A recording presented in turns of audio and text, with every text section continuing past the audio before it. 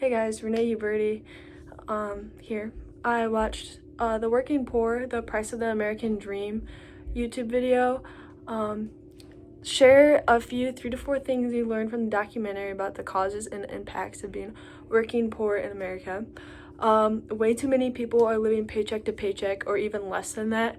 There's so many families that are homeless or can't afford to put food on their tables. In the documentary, there was this family, they had 3 kids, and they were living in this church parking lot in tents, and they had to share porta potties with these random people.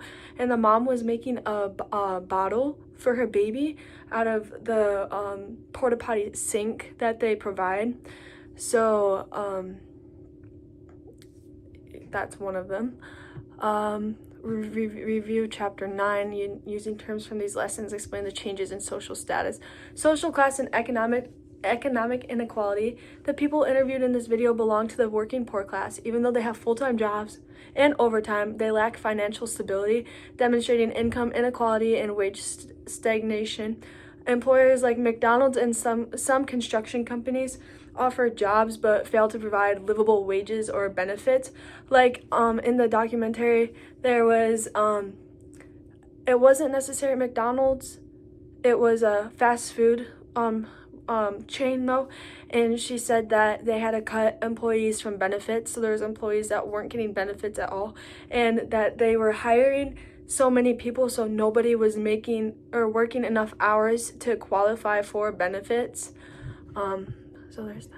If you were a working sociologist advocating for social change, what institutions would you encourage to make what changes to improve the problems America's working poor are facing?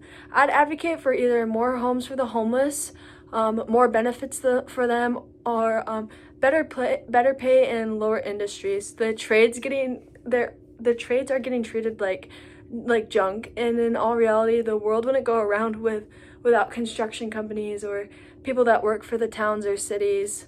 So I'd advocate for better pay or at least better benefits for them, like at least health benefits for their family. And then same goes for like the fast food industry. I mean, America strives off of fast food, and if the employees are getting treated like junk, then we're not going to have any of that privilege of fast food.